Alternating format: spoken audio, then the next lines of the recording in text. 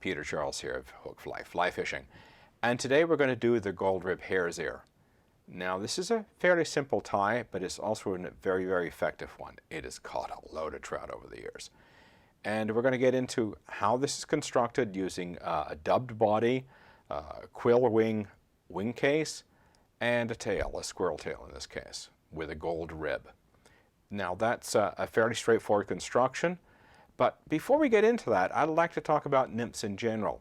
There are three kinds. There is the type that burrow in the mud, like Hexagenia limbata, for one example, we call them hexes.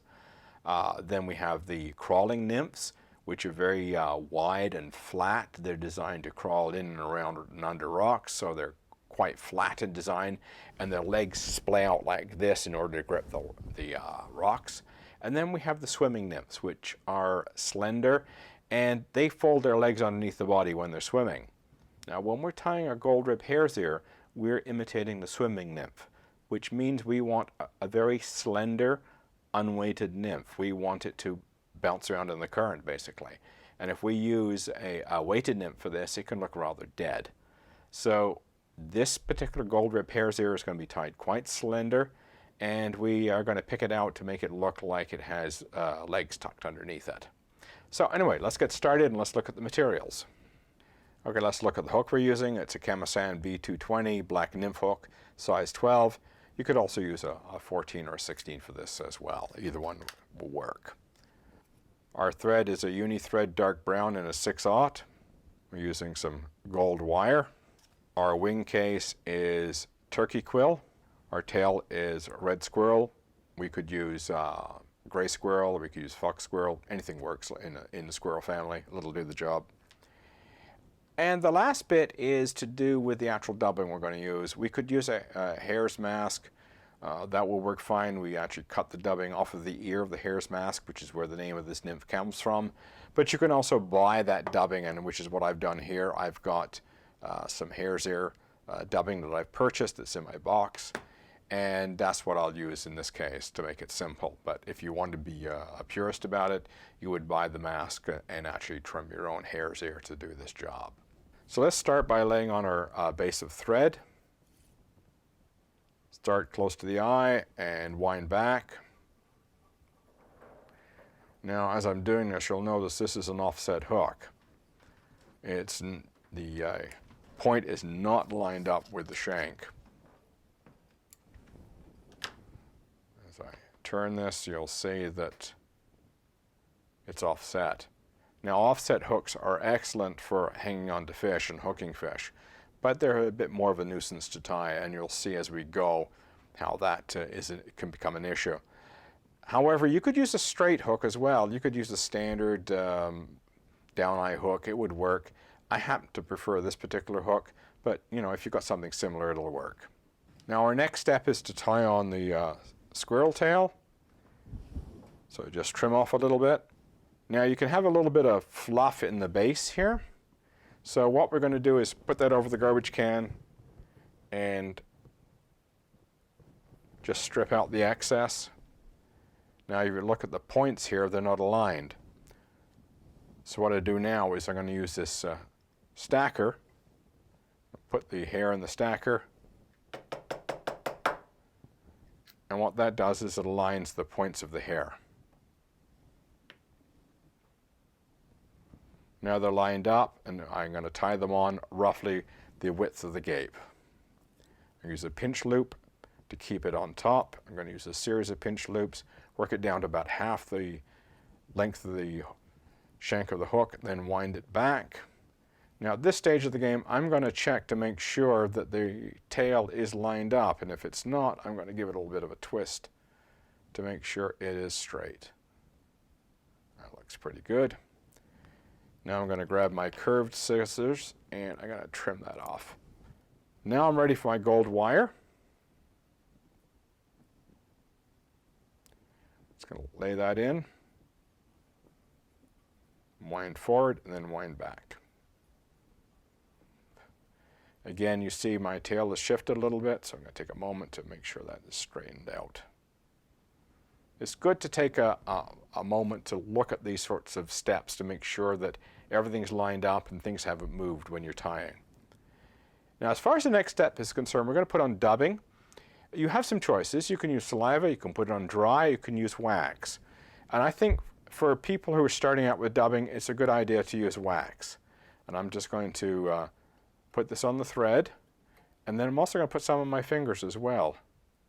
And by doing that, I'm going to be able to get a better grip on my dubbing, and I'm going to get a smoother rope of dubbing. Just going to roll it on, push it up to the top, and just take a little bit of time. Don't overdo it and take too much in one shot. If you find it's getting a little lumpy on you, get a little bit more wax on your fingers. There we go. Now this is a rotary vise and an offset hook, so you notice I'm going to have to do a little bit of wiggling to try and keep everything going lined up here. And this is normal with an offset hook. As you rotate around with the offset, with the rotary vise, that offset hook causes issues. Again, I'm going to take a quick look to make sure everything's lined up. That's good. I'm just going to do a half hitch here to be able to hold my bobbin. I put in my bobbin holder here on my rotary vise. Now here's the next problem with using an offset hook. As I work my way around with this wire, I want it to lay evenly, and I'm going to have to be very careful that I don't get it laying uneven because of the offset hook. So I just take my time, and if you pull down too hard, you shift the hook like I just did, tighten up a little bit more, and then just keep rotating. As I say, offset hooks are a bit of a pain to use when you're doing this kind of work, but the advantage, of course, is in the fishing. Now I'll move my bobbin holder out of the way. I'm going to tie off my wire. Now this stage with wire, you can helicopter it off in this fashion here, wind around, and eventually it will break off. If it doesn't break off, you can use snippers as well. This is a pretty tough wire. Sometimes I find it doesn't always helicopter off that easily. I got lucky there. I'm just going to clean that up. The next step is to put on our wing case.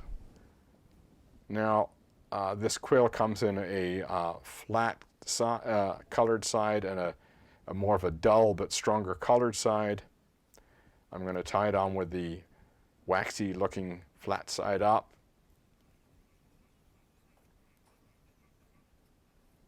Now I'm going to make sure that laid on top, give it a little twist to make sure.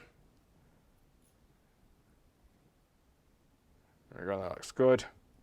Now I'm going to put on my thorax. Thoraxes tend to be a little fatter than the abdomen, so I'm going to put on a little bit more dubbing here, but I'm not going to make it really thick. But I want it a little bit thicker than the abdomen. Again, I'm going to use a little bit of wax.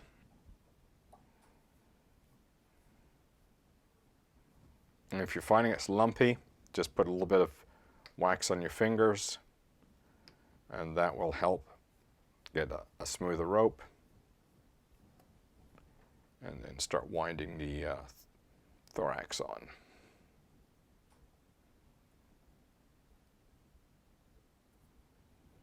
Okay, now we'll get to that stage. We're going to fold our wing case forward.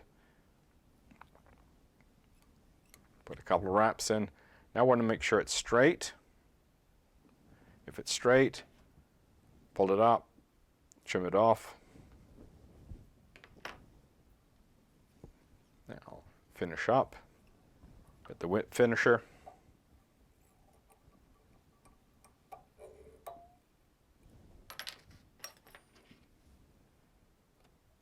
Trim off.